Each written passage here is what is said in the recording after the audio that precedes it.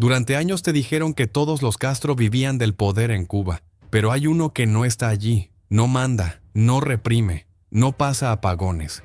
Mientras la isla se hunde, él trabaja en laboratorios europeos creando la energía que Cuba no tiene. No huyó en balsa, no pidió asilo. Salió por la puerta correcta. La pregunta no es quién es, la pregunta es más incómoda. ¿Es una víctima del sistema? ¿O la prueba de que la élite siempre tuvo un plan de escape? Quédate hasta el final para descubrir cómo la familia que prometió sacrificio aprendió primero a salvarse. Mientras tú y yo hacemos cuentas imposibles para que el salario alcance, o afinamos el reloj esperando el próximo corte eléctrico del barrio, hay otra Cuba que transcurre en silencio, lejos de apagones y escasez. Una Cuba que comparte apellido con la tuya, pero no destino. Una realidad que se mueve en pasillos con aire acondicionado, bajo luces blancas y protocolos de seguridad. Piensa por un momento en un joven científico recorriendo un laboratorio de última generación en alguna ciudad de España, rodeado de equipos que parecen sacados del futuro. Lo imaginas trabajando con tecnología avanzada, investigando nuevas formas de energía limpia, mientras la isla que su familia gobernó durante décadas se hunde en la penumbra de un apagón tras otro. Esto no es una metáfora ni el arranque de una novela distópica. Es una historia real, documentada y profundamente incómoda. El protagonista se llama José Raúl Castro Smirnov. Tal vez no sea un nombre habitual para ti. No aparece en portadas escandalosas ni en fotografías de fiestas de lujo, ni tampoco viste uniforme en los desfiles oficiales, pero su vida encierra una verdad mucho más reveladora. Su trayectoria es una prueba directa del colapso de un sistema que prometió igualdad, y al mismo tiempo el manual no escrito de cómo una élite se aseguró una salida limpia. En este documental vamos a abrir una puerta poco explorada, la del linaje menos visible del poder. Vamos a entender cómo el nieto científico de Fidel Castro consiguió lo que millones de cubanos anhelan, marcharse, pero sin renunciar a los privilegios ni al acceso al conocimiento. Analizaremos por qué su triunfo personal representa una derrota colectiva y qué pistas deja su historia sobre el futuro que aguarda a Cuba.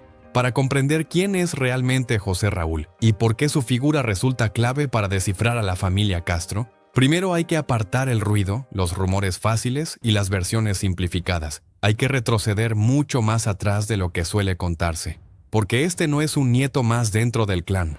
Su origen es el resultado de una combinación improbable, casi explosiva, de tres universos que marcaron el siglo XX y que colisionaron en su historia personal: la burguesía cubana anterior a 1959, la insurgencia revolucionaria y el aparato científico soviético de la Guerra Fría. José Raúl es hijo de Fidel Ángel Castro Díaz Balart, conocido popularmente como Fidelito, y de Olga Smirnov, una ciudadana rusa. Y aquí aparece el primer quiebre del relato. Mientras otros descendientes del poder crecían rodeados de escoltas, privilegios turísticos y obediencia automática, los hijos de Fidelito, llamados internamente los Castro Smirnov, fueron educados bajo reglas distintas, una formación marcada por la severidad ideológica y una exigencia académica poco común en la isla. Para entender de dónde surge esta rama y por qué hoy José Raúl disfruta de una posición intocable en España, hay que rebobinar aún más. Todo comienza en la Universidad de La Habana de los años 40, con una relación que mezcló pasión personal y consecuencias políticas. Allí, mucho antes del uniforme verde olivo y del poder absoluto, Fidel Castro, entonces un estudiante con fama de agitador, contrajo matrimonio con Mirta Díaz Balart. Mirta Díaz Balart no era una figura secundaria en la Cuba de entonces. Provenía de una familia influyente, con poder político, recursos económicos y vínculos directos con el gobierno de Fulgencio Batista. Su matrimonio con Fidel Castro unió dos mundos que parecían incompatibles, y de esa relación nació en 1949 Fidel Ángel Castro Díaz Balart, conocido más tarde como Fidelito. Pero aquella alianza estaba condenada a romperse. Las tensiones políticas, las ambiciones personales y las traiciones terminaron por fracturar el vínculo. Mirta tomó el camino del exilio y pasó gran parte de su vida en España, instalada en Madrid, lejos del epicentro revolucionario, aunque nunca completamente separada de su hijo. Este dato, que podría parecer un simple apunte biográfico sin mayor trascendencia, es en realidad una pieza central para entender lo que ocurre hoy con su nieto, José Raúl. Mirta Díaz Balart Fallecida en julio de 2024 a los 95 años, fue durante décadas el punto de apoyo exterior de esta rama familiar. Funcionó como refugio, como enlace emocional y como puente con Europa. Gracias a ella, esta parte del clan mantuvo una salida abierta mientras el proyecto revolucionario comenzaba a mostrar grietas profundas. José Raúl no improvisó su futuro, ni tuvo que lanzarse a una huida desesperada. El camino ya estaba marcado desde hacía medio siglo. El exilio cómodo, la red de apoyo y la puerta europea habían sido cuidadosamente preparadas por su abuela. Pero hay un segundo elemento decisivo en esta historia familiar. La influencia de su madre, Olga Smirnov, introdujo un componente ausente en gran parte de la élite política cubana. Una disciplina férrea, una mentalidad austera y una devoción casi absoluta por la ciencia exacta. José Raúl nació en 1985, en un momento clave de la historia mundial. Su infancia coincidió con el derrumbe del bloque socialista europeo. Fue testigo, siendo aún niño, de cómo la Unión Soviética, el país de su madre, se desintegraba de forma abrupta y casi sin transición. Presenció también cómo Cuba entraba en el periodo especial de los años 90, una etapa marcada por la escasez, el colapso económico y la pérdida de certezas. Es razonable pensar que aquel doble colapso dejó una huella profunda. En medio de estanterías vacías y discursos que ya no sostenían la realidad, él y sus hermanos aprendieron una lección fundamental. Las ideologías son frágiles, los sistemas políticos se derrumban, pero el conocimiento técnico no pierde valor. La ciencia, la física y las matemáticas funcionan como una moneda universal, válida en cualquier país. Comprendieron que la verdadera salvación no estaba en la militancia, sino en la especialización. Así se va dibujando un perfil que rompe con el cliché habitual. José Raúl Castro Smirnov no encaja en la figura del heredero acomodado que recibe un cargo decorativo para mantenerse ocupado. Su trayectoria académica fue real y exigente. Estudió intensamente y se graduó en el Instituto Superior de Tecnologías y Ciencias Aplicadas de La Habana, conocido como INTEC. Este centro no era una institución cualquiera. En la práctica funcionaba como el territorio controlado por su padre, quien durante años dirigió el programa nuclear cubano con autoridad absoluta. Allí, José Raúl se formó en física nuclear y aplicada, en un entorno protegido, lejos del adoctrinamiento superficial y de la retórica política dominante en otras áreas. Mientras muchos repetían consignas, él aprendía a comprender la materia, la energía y las leyes que gobiernan el universo a escala atómica. La Habana, incluso con todo el blindaje que ofrece un apellido poderoso, terminó siendo un espacio limitado, o peor aún, un terreno inestable. Para alguien como él, la isla no solo se quedaba corta, también se volvía impredecible. El siguiente paso fue Europa. Pero conviene aclararlo bien. Su salida no se parece en nada a la de un emigrante común que cruza fronteras empujado por la urgencia y la necesidad. José Raúl no llegó a España a probar suerte. Entró directamente en el circuito académico de élite. Accedió a la Academia Internacional, cursó estudios de posgrado en nanotecnología en la Universidad de Barcelona y completó su doctorado en la Universidad de Sevilla. Y Sevilla no es un detalle menor. Esa ciudad se transformó en el punto de asentamiento de la rama Smirnov, casi como un nuevo centro de operaciones familiar. Su hermana, Milta María, también desarrolla allí su carrera como profesora de matemáticas. No es una coincidencia aislada.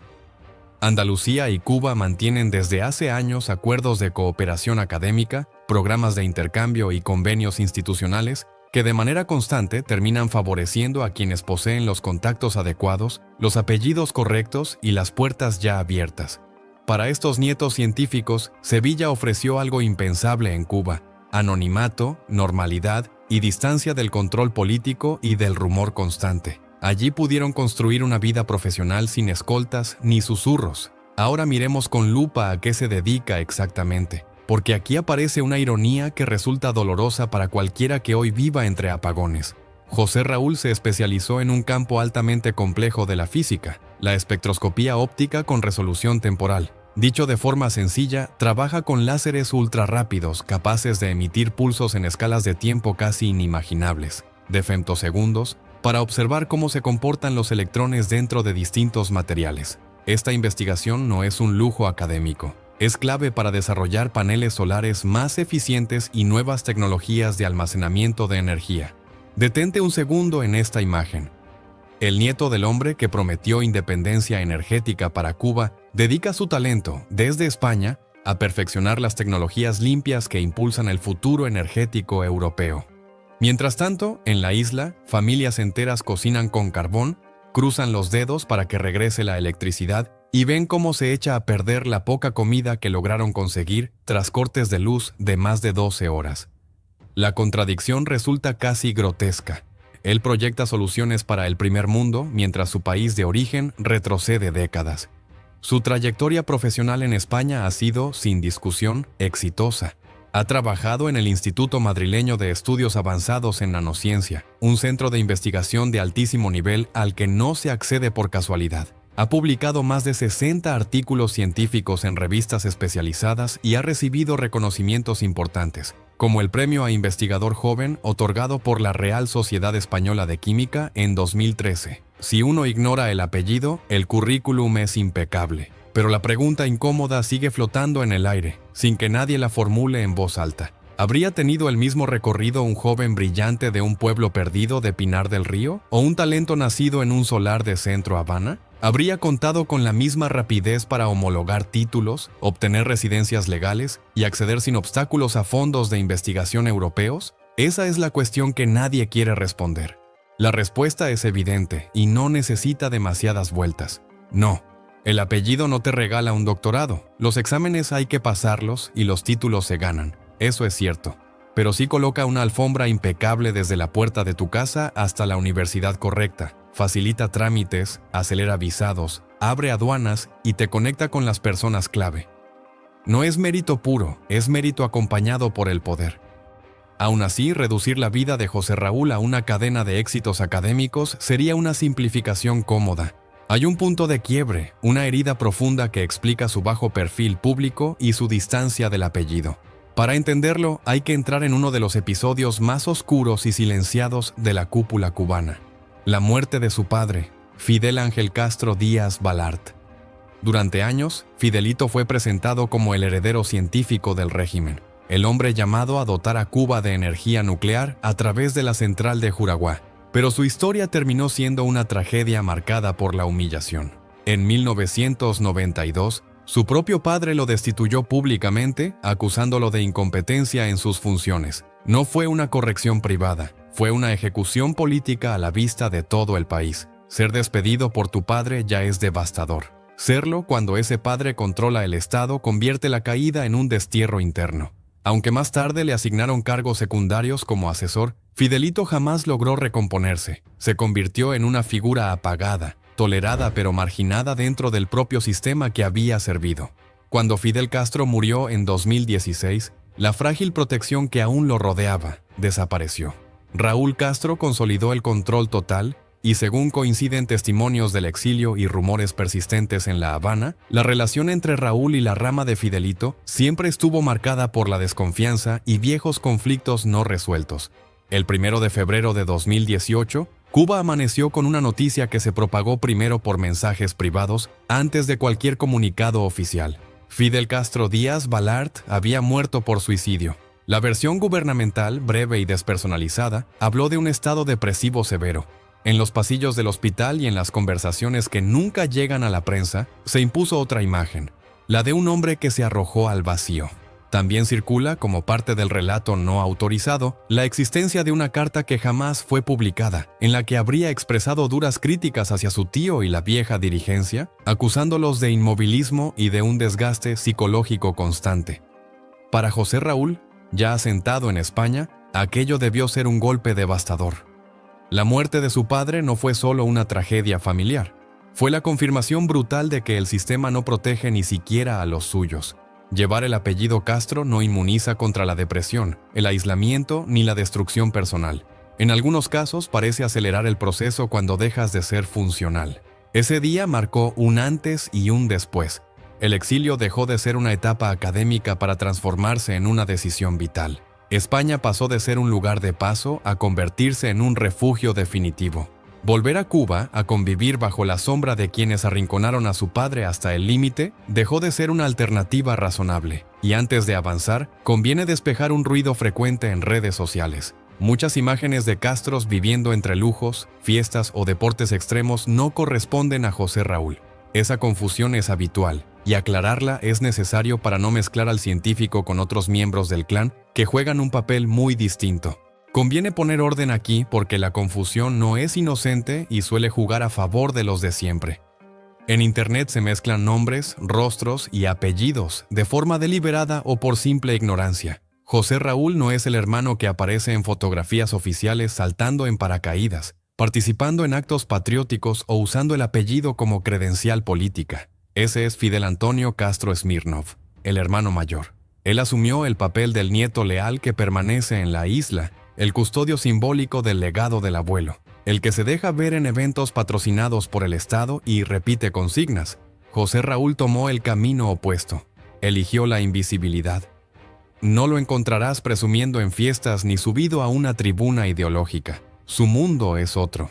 Su refugio es la universidad, la investigación y una vida burguesa discreta en Europa. Entendió pronto que la mejor manera de sobrevivir a un apellido tan pesado no era exhibirlo, sino diluirlo detrás de títulos académicos y publicaciones científicas. Y cuando hablamos de vida burguesa, inevitablemente surge la pregunta incómoda: el dinero. ¿De qué vive exactamente? Atengámonos a los datos comprobables. Un investigador consolidado en España percibe ingresos suficientes para llevar una vida holgada, un buen apartamento, un coche digno, colegios privados si hay hijos y vacaciones regulares. Con proyectos y complementos, esos ingresos pueden situarse en el rango de los 40 o 50.000 euros anuales. En el contexto español, eso equivale a una posición de clase media alta. Pero la duda persiste, porque el apellido arrastra una historia pesada. Durante más de 6 décadas, la familia Castro administró los recursos del país como si fueran patrimonio privado. No existen documentos públicos que demuestren cuentas ocultas ni transferencias secretas a nombre de José Raúl.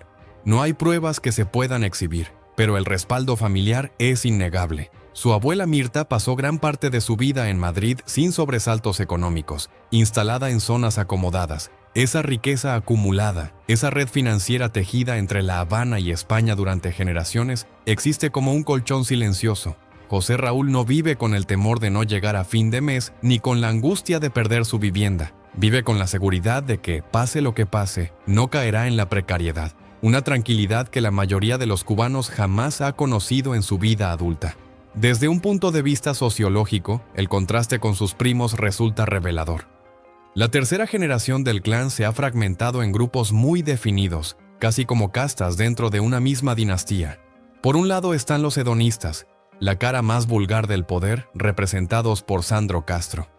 Es el nieto que exhibe coches de lujo, controla bares exclusivos en el Vedado y vive desconectado de la realidad del país. Es la ostentación sin pudor, el cinismo que provoca indignación inmediata. En otro extremo están los duros, los que manejan el poder real. Figuras como Raúl Guillermo, conocido como el Cangrejo, el nieto guardaespaldas, integrado en el aparato de seguridad y vinculado a los engranajes económicos del complejo militar. Ellos no exhiben fiestas, exhiben control. Son los temidos, los que sostienen el sistema. Y en un rincón aparte se sitúan los Smirnov, los científicos. José Raúl y sus hermanos forman una rama que se percibe a sí misma como superior desde el punto de vista intelectual. Miran con desdén a los primos fiesteros, a quienes consideran frívolos, y observan a los primos militares como piezas toscas pero necesarias para que el engranaje familiar siga funcionando. José Raúl encarna esa legitimidad tecnocrática. No gobierna, no manda tropas, no da discursos, simplemente se salva a sí mismo a través del conocimiento. Dentro del relato familiar, José Raúl cumple una función muy concreta. Es la vitrina elegante que puede mostrarse ante el mundo desarrollado. La prueba de que no todos los herederos del poder son burócratas autoritarios o beneficiarios groseros del sistema. Un científico que publica en revistas internacionales, que se mueve con soltura en inglés y que encaja sin ruido en los circuitos académicos occidentales. Pero esta distinción no es superficial, es clave para entender lo que viene. Porque, a diferencia de otros miembros del clan, José Raúl ya no depende del régimen cubano para sostener su vida.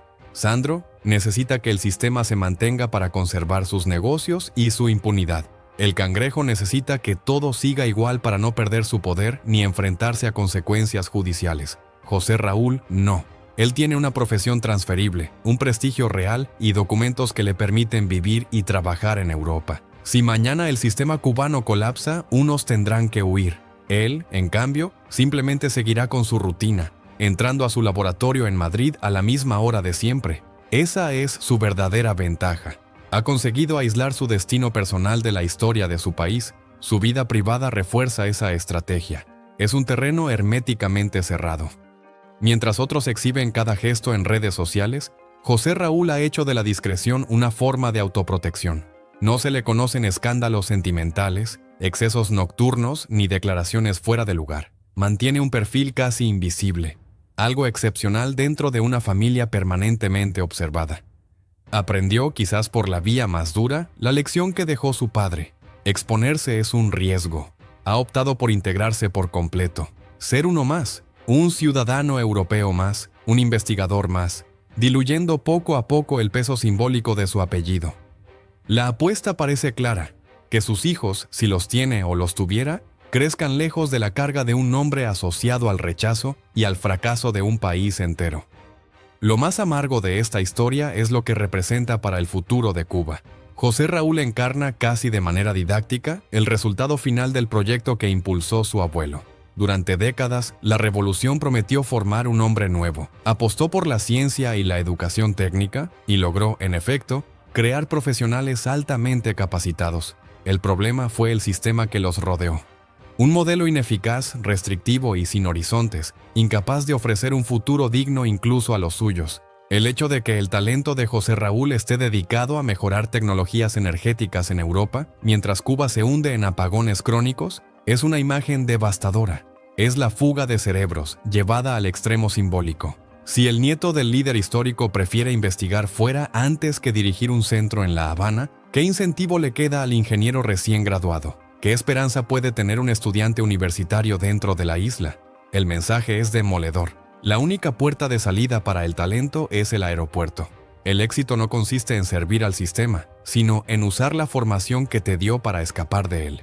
Hay un último elemento que confirma hasta qué punto José Raúl está desconectado del eje político cubano. Su trabajo lo ha llevado a colaborar con instituciones japonesas, como el grupo liderado por Masayuki Takeuchi. Su red profesional es global, integrada en el circuito científico del primer mundo. No responde a alianzas ideológicas, ni a bloques políticos, ni a discursos de solidaridad forzada con otros regímenes. Compite y colabora en las grandes ligas de la ciencia occidental. Esa autonomía intelectual, silenciosa pero profunda, es precisamente lo que resulta más incómodo para el dogma del Partido Comunista. José Raúl conoce el funcionamiento del mundo tal como es, sin consignas ni discursos, y decidió quedarse ahí. En el mundo donde las reglas no cambian según el apellido ni la lealtad política. Cuando su abuela Mirta murió en el verano de 2024, la familia se reunió en Madrid para despedirla. La escena tuvo una carga simbólica imposible de ignorar. Se cerraba un ciclo. La mujer borrada de la narrativa oficial, la esposa incómoda que Fidel dejó atrás, terminaba su vida rodeada de nietos libres, en una democracia europea. Todo mientras, al otro lado del Atlántico, el legado del hombre que la expulsó de la historia se deshacía entre apagones, represión y servicios colapsados. El tiempo terminó dándole la razón a Mirta. La familia logró sobrevivir lejos del sistema que prometía salvarlos a todos. Y llegados a este punto, toca sacar conclusiones. José Raúl Castro Smirnov no encaja en el molde clásico del villano. No ha dado órdenes de represión, no ha firmado condenas, no dirige aparatos de seguridad. Pero eso no lo exime de su papel. Es un beneficiario silencioso de una tragedia nacional. Su mayor privilegio fue poder elegir. Elegir irse, elegir qué estudiar, dónde formarse y en qué país construir su vida. Todo sostenido por una red familiar poderosa. Una libertad elemental que a millones de cubanos les ha sido negada, condicionada o directamente prohibida durante décadas. José Raúl entendió pronto que el poder político en Cuba es una trampa letal, un juego donde se pierde la dignidad o la vida. Vio el destino de su padre y tomó una decisión racional: no entrar en ese tablero. Sustituyó el uniforme verde olivo por una bata de laboratorio. Cambió las tribunas de la Plaza de la Revolución por congresos científicos en ciudades como Tokio o Berlín. Hizo la transición antes que el país entero. Para la élite que aún gobierna la isla, él representa el verdadero modelo de continuidad. Cuando escuchas a los dirigentes hablar de futuro, no hablan de tu futuro. No hablan de tu salario ni de tu libreta. Hablan de asegurar que sus hijos y nietos tengan las mismas opciones que tuvo José Raúl: estudiar fuera, vivir fuera, mover capitales y convertirse en ciudadanos respetables del mundo. Mientras tanto, tú permaneces atrapado en una isla detenida en el tiempo, útil solo como mano de obra barata o coartada política. La historia de José Raúl deja una lección incómoda. La dinastía no solo se mantiene en el poder, también se diversifica como una empresa global. Repartieron sus activos: militares para controlar el territorio, empresarios para manejar hoteles y dinero, y científicos e intelectuales en Europa para limpiar la imagen y garantizar una salida si todo se viene abajo. José Raúl es esa póliza de seguro, el plan alternativo. La próxima vez que escuches hablar de avances científicos o de nuevas tecnologías energéticas, piensa en esto. Piensa que hay un cubano con la sangre de Fidel corriendo por sus venas aportando a ese progreso, pero lejos, muy lejos del país que financió su formación a costa de su propio empobrecimiento. Piensa en la ironía de que la luz que él ayuda a generar en Europa sea la misma que falta cada noche en La Habana. Y entonces pregúntate qué opinas tú de esta estrategia silenciosa de los nietos científicos.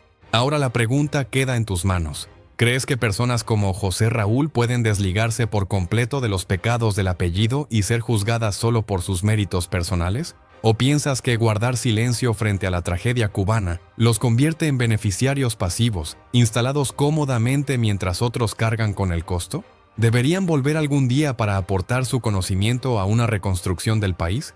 ¿O su ruptura es tan profunda que ya no se sienten parte de Cuba sino ciudadanos de otro mundo? Este debate no es simple ni tiene una sola respuesta. Es incómodo, contradictorio y necesario. La historia que acabas de escuchar muestra una cara poco visible de la dinastía. Tu mirada es importante. Compartir lo que piensas ayuda a desmontar el relato que intentan imponer y a construir un espacio donde la gente no se traga las versiones oficiales sin cuestionarlas. Si llegaste hasta aquí, déjame en los comentarios qué te pareció este análisis y qué opinión tienes tú sobre todo lo que acabas de ver. Te leo siempre. Dale like al video y suscríbete al canal. Ese gesto sencillo ayuda más de lo que imaginas a que este contenido siga llegando a más personas. Activa la campana para no perderte las próximas investigaciones, porque aquí no vas a encontrar propaganda ni discursos oficiales. Aquí vas a encontrar lo que muchos prefieren ocultar, lo que la televisión calla, lo que el régimen censura y lo que casi nadie se atreve a contar.